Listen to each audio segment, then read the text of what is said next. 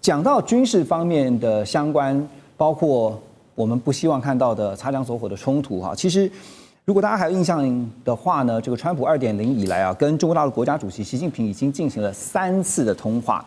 那当然呢，上次呢双方是达成了 TikTok 的交易框架，我们都知道。而国防部长特别在军事这一块哈，中国大陆的国防部长呢，从2019年以来到今天为止哈，特别是在今年2025第一次缺席了香格里拉的对话。而刚才我们特别提到说，赫克塞斯就是美国的战争部长呢，特别这次呢把所有的高阶将领哈全部召回了美国，然后呢在台下啊全部都一起来听讲啊，包括赫克塞斯在内，还有呢也看到了川普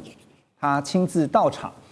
而且在一开始还讲了个冷笑话，说他可能是他有史以来参加过最安静的一场场合哈。不过，大家听完了这个川普也好，或是赫克塞斯的在现场对于将领们的谈话，都觉得其实有非常不尊重军方将领的一个感觉。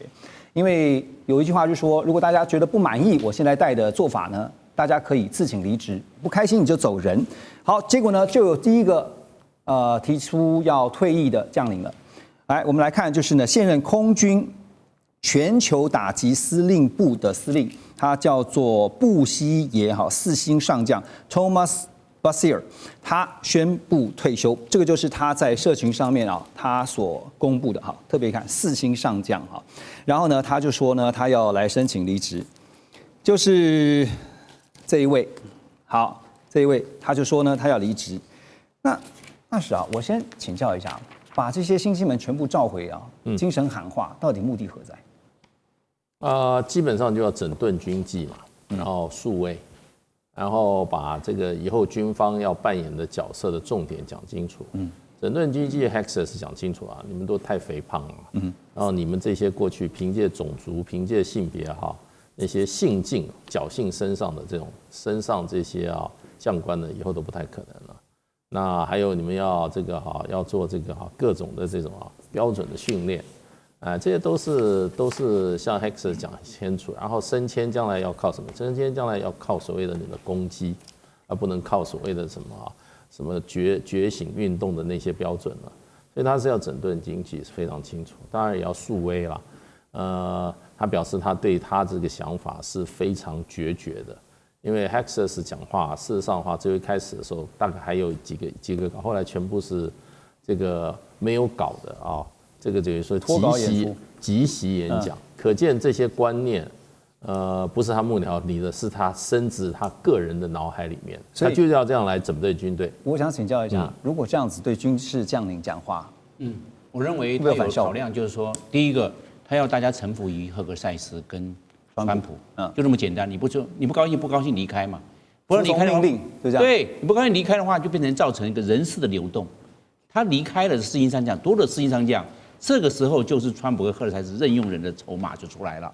这是你自己离开，我没有强迫你离开，你就离开了，是不是？好，你没有离开的，通通效忠了我，就对了。因为你不愿意离开，那就听我的。你不要以为我赫克塞斯年轻才40多岁，他们都是这个。我们讲到的战功彪炳呢，有的人可能打过伊拉克战争，有人打过阿富汗战争，有人打过这个海湾战争，他们才升到这个4星上将啊。结果他们有的是有赫赫战功啊，但是赫赫战功问题是他们的政党倾向，政治偏好、政党的支持度可能没有那么挺共和党。那他们今天就跟他讲，那你很简单嘛，你就挂冠求去吧。所以这个我认为他是有一个就是说要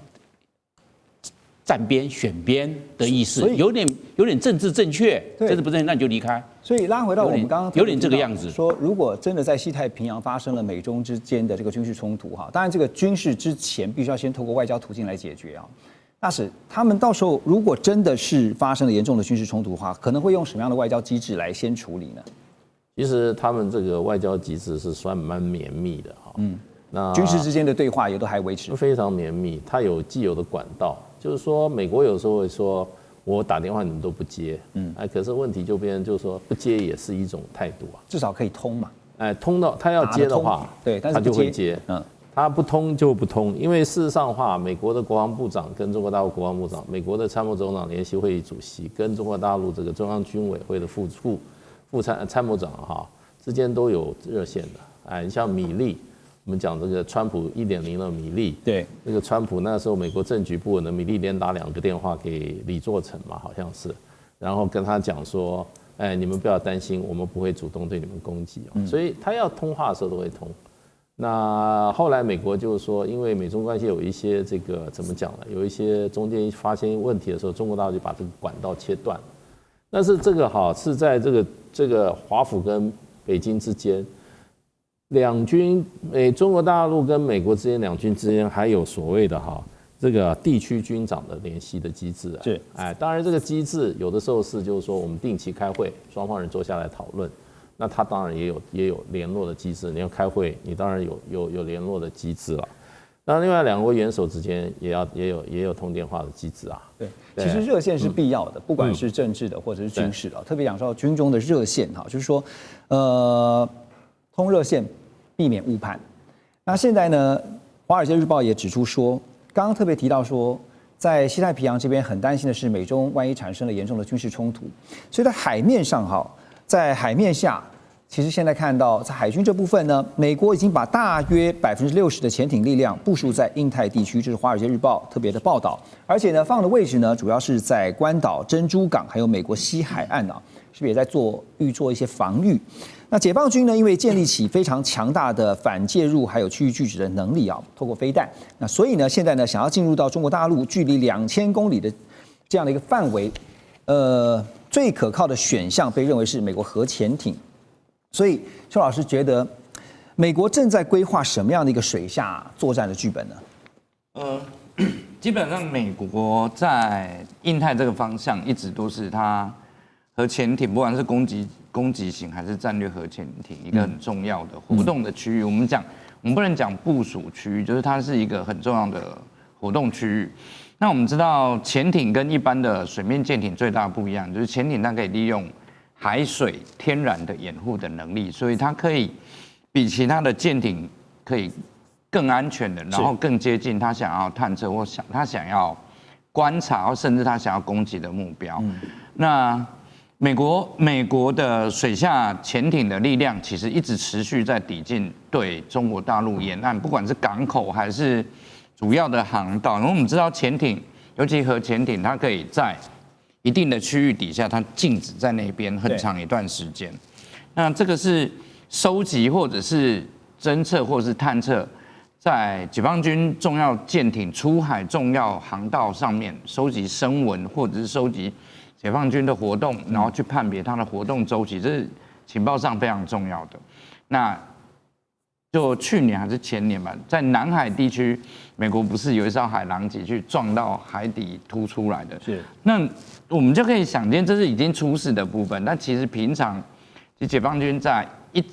美军一直在解放军重要的港口，甚至在重要的演训，也许在福建舰海测的当下，如果解放军不执行清场的话，也许在一定的范围之内都有水下的。水面下你要执行清场。对，水下也要执行清场。那如果解放军没有执行清场，美军的，就我们刚刚看，你飞机可以驱离，对不对？其实潜舰，解放军也是有在做驱离的动作。所以其实包括说空中很广，水面下更广对。那我们来看在画面右边这位是日本前海上自卫队的潜水舰队司令官他叫做石野一树他就预估他说呢，2035年中国大陆的潜艇数量大概会从现在大约65艘提高到80艘的编制，可是呢，美军在太平洋部署的潜舰可能会降到30艘以下。就算加上日本、澳洲、英国、台湾，要达到70艘是勉强可以跟中国大陆来抗衡所以呢，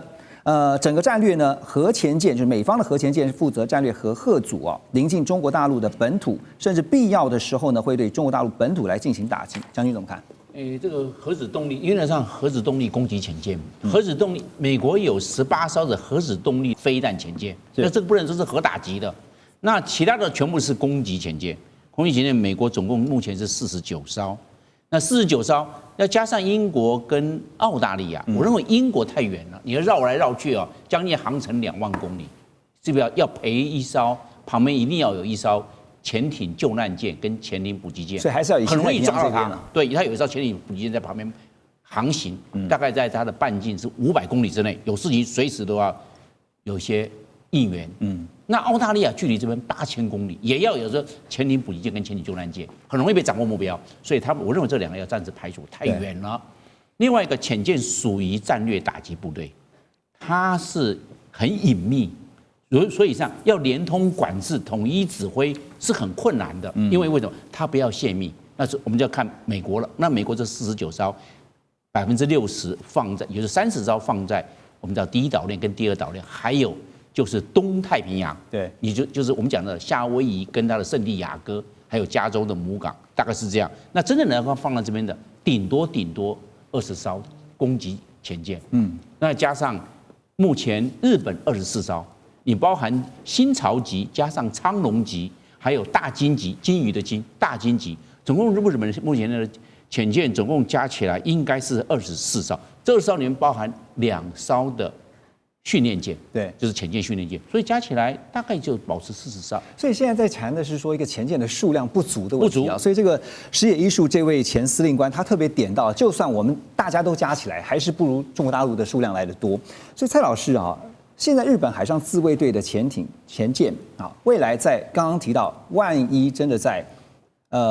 海面下如果遭遇的话，那现在可能会扮演什么样的角色啊？他们会是自行决定战略呢，还是一切听从美国的指挥？石野一树的时候，在7月有请他来帮我演讲，也做一些采访，所以他一些基本概念，也就是说，现在水面上面的不管是飞弹啊，不管是飞机啊，或者是那个战舰，大家都非常的强。那决定的话会变成在水面以下，但是水面的话必须要做一个区隔，也就是说它有一个活动范围。那这个活动范围怎么去一个做整理的话，是希望由美国去做一个整理协调。那协调的话，我们用它。因为他演讲的话有很多的 PPT， 所以我就抓2个比较经典的来给各位观众做解释。刚刚主持人所说的，日本他们要的是这个概念叫做抑制，也就是说抑制战事不要去发生，这是他们一直要的一个概念。可是这个概念的话，就会牵扯到台海、南海、东海，也就是日本他们负责的应该是在东海，台湾是负责台湾附近。然后澳洲的话，可能就是负责在我们看到的南海这一个附近。但是呢，我们看到美国的一个力量，美国力量的话，那毕竟还是有限。那有限的话，他也去讲到一个面临的课题，也就虽然说日本的在传统动力的能力是非常的好，可是他有分析到了，不管是俄罗斯，不管是所谓的中国大陆的一个核动力潜舰，它那个噪音的降得现在已经非常的低。那非常低的话，它现在就变得没有说那么容易去抓到它的什么声纹啊，什么一个地方。所以它现在日方他们走的一个方向，第一个除了加强他们的数量之外，第二个他们可能会变成有核动力潜舰。他们发现了这个传统动力还不够，因为有核动力之后，它的范围自然就会增加，而且我们看到它在飞弹上面的话，也会去做垂直发射的一个整力，所以他们的概念就是你有核动力，我也必须要一个核动力但是核动力这个概念在这1年之前，日本是有一种禁忌不能够去讨论，可是在最近他们已经提议，也就是我们将来就是要核动力，他们已经差不多就走这个方向。就这样听起来，其实就是日本也希望能够提升嚇阻能力，对，然后呢，尽可能的避免冲突或战事的这个层级升级。我们先休息一下，马上回来。